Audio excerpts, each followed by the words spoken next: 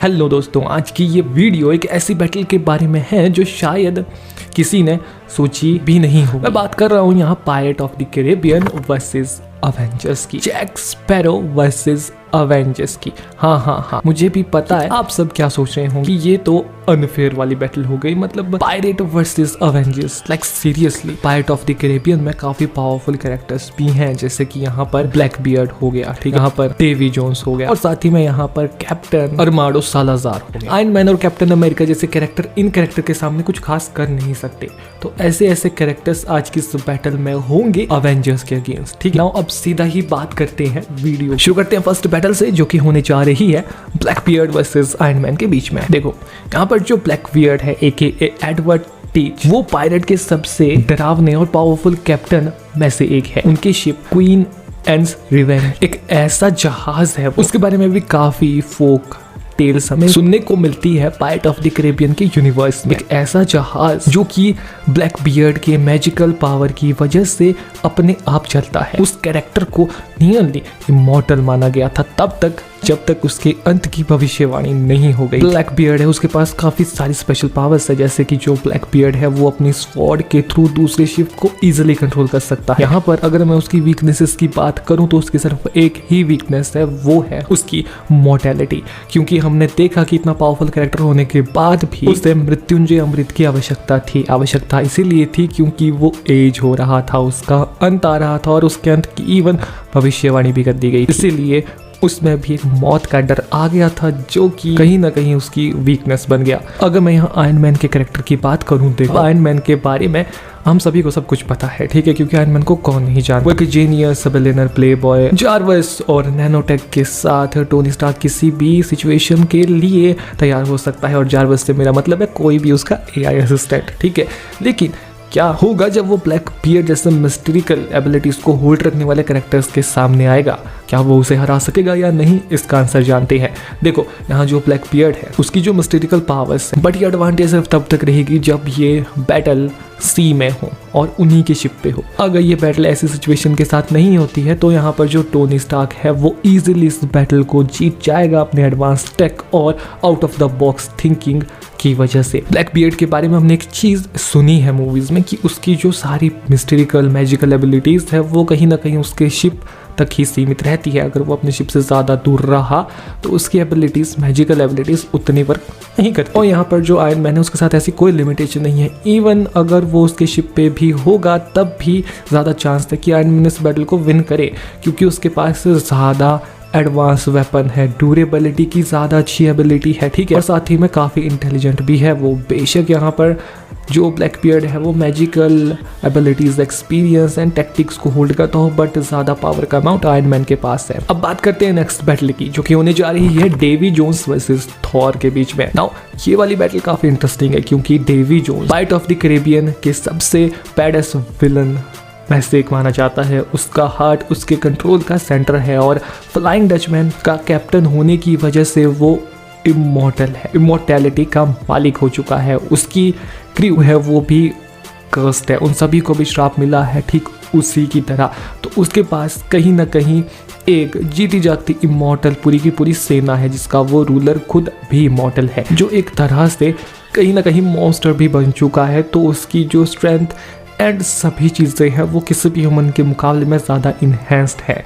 उसकी special power की बात करूँ तो अमर होने की वजह से उसकी जो फिजिकल रेजिस्टेंस है किसी भी अटैक से, किसी भी फिजिकल डैमेज से, वो बहुत ज़्यादा है, क्योंकि उसे किसी भी फिजिकल डैमेज से कोई फ़र्क ही नहीं पड़ता। इन शॉर्ट वो किसी भी अटैक से नहीं मरेगा। उसका शिप फ्लाइंग डचमैन जहाज पानी के नीचे भी तैर सकता है। नाउ अगर यहाँ मैं वीकनेसेस की बात करूँ तो उसका हार्ट फ्लाइंग डचमैन के चेस्ट में लॉक्ड है, और अगर उस हार्ट को डिस्ट्रॉय कर दिया, अगर वो उसके अपोनेंट को यहाँ मिल गया तो डेवी जोन्स वर्नेबल बन जाता है और मर जाता है, ठीक है। तो यहाँ पर इनके अपोजिट में है गॉड ऑफ थंडर थॉर। अब देखो यहाँ पर जो थॉर है, जैसा कि हम सभी को पता है, वो गॉड ऑफ थंडर है और अवेंजर के काफी पावरफुल कैरेक्टर है। उनका म्यूनिर और स्टॉर्म ब्रेकर उनके पावरफुल कलेक्शन ऑफ वेपन को शो करता है। हालांकि यहाँ पर जो थॉर है वो अकेले ही इतना पावरफुल है कि यहाँ डेवी जोन्स को हरा सकता है बिना किसी ज्यादा एक्सप्लेनेशन के। हम सभी जानते हैं कि थॉर के अगेंस्ट डेवी जोन्स कुछ खास नहीं कर सकता। डेवी जोन इमॉर्टल है, उसे नहीं मारा जा सकता, बट वो थॉर के अगेंस्ट जीत भी नहीं सकता। सकता। और किसी तरीके से अगर थॉर को डेवी जोन्स के हार्ट का राज पता लग गया तब तो क्लियरली इजीली थॉर विन करेगा। बाकी आपका क्या ओपिनियन है आप कमेंट बॉक्स में बताएं। Captain Armando Salazar versus Hulk.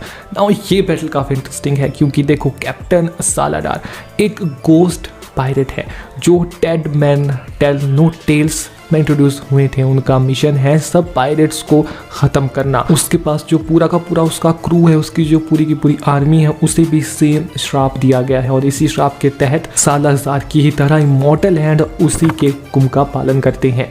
और सी बेस्ड बैटल में इसके पास अनपैरेलल एडवांटेजेस है। मतलब अगर समुद्र में रहकर इससे फाइट करोगे, सी में रहकर इससे फाइट करोगे तो ये वही बात हो गई कि समुद्र में रहकर मगरमच्छ से पैर नहीं करते। ठीक है। नाउ अगर मैं सालाजार की वीकनेस की बात करूं तो देखो लैंड पर, भूमि पर उसकी पावर्स उतनी यूजफुल नहीं होती, तो यहाँ पर ये इसकी सबसे बड़ी वीकनेस है। बट अगर मैं यहाँ हल्क एक ब्रूस बैनर की बात करूँ तो उसकी पावर्स को हम सभी जानते हैं। उसकी ड्यूरेबिलिटी कितनी बढ़िया है, उसका रेंज कितना खतरनाक है और उसकी स्ट्रेंथ कितनी अच्छी है।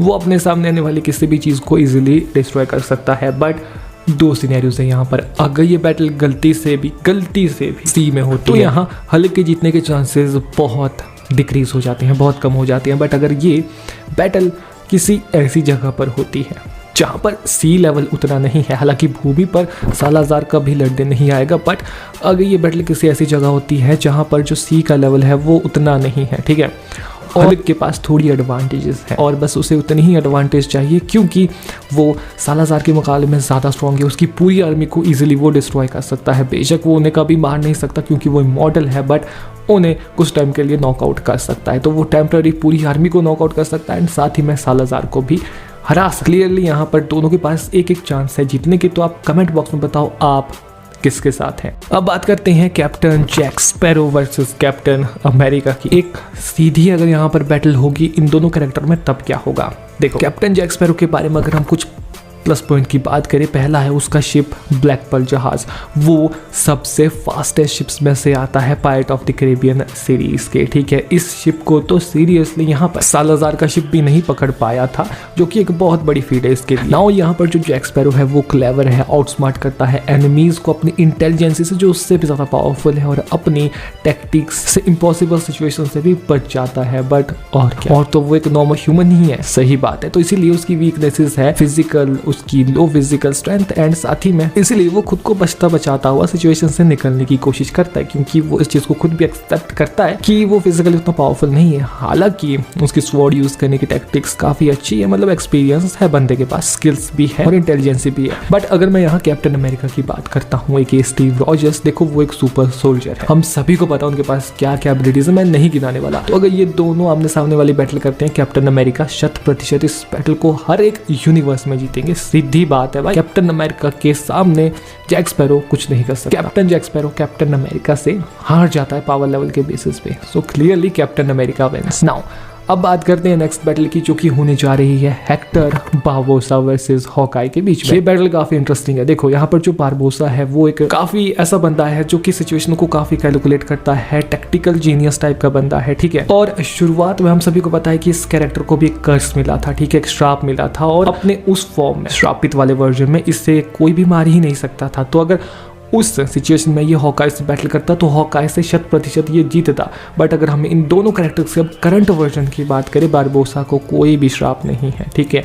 इवन ये बहुत ज़्यादा एज्ड हो गया है, ये कैरेक्टर अपनी एक टांग भी इसने लूज कर दी है। हालांकि ये अभी भी एक पायरेट है, ठीक है, इसके पास वही पुराना तजुर्बा इसका है, बट इसकी उम्र हो गई है, टैक्टिक्स बंदे के पास है। बट ये हॉकाई जैसे ट्रेंड असैसन और एक बहुत बढ़िया धनुर्धर के अगेंस्ट कुछ खास नहीं कर सकता बैटल में, ठीक है। तो क्लियरली इस बैटल को यहाँ हॉकाई विन करता है। बाकी आपका ओपिनियन अगर कुछ अलग है तो आप प्लीज कमेंट बॉक्स में बताएं। अब बात करते हैं लास्ट बैटल की। तो अगर आपने यहाँ तक देख लिया है तो आपके लिए एक बोनस बैटल है जो कि होने जा रही है यहाँ पर एलिजाबेथ स्वान वर्सेस ब्लैक विडो के बीच में। जी हाँ, ये बहुत इंटरेस्टिंग बैटल है, हम सभी को पता है क्यों। बट इन दी एंड वो ब्लैक विडो जितनी ट्रेंड नहीं हुई, ब्लैक विडो जितना एक्सपीरियंस उसने गेन किया नहीं और ब्लैक विडो जितनी स्किल्ड वो नहीं है। तो नताशा रोमानोफ के ब्लैक विडो स्किल्ड है और एक अच्छा पावर रखती है अगर हम एलिजाबेथ से उसकी फाइट करवाते हैं। तो क्लियरली इस बैटल में ब्लैक विडो विन करती हैं। आपका कोई और ओपिनियन है तो आप कमेंट बॉक्स में बताएं। यहाँ पर रिजल्ट कुछ ऐसा है कि एक बैटल तो पीपल्स चॉइस पे है, तो यहाँ पर 6 विन है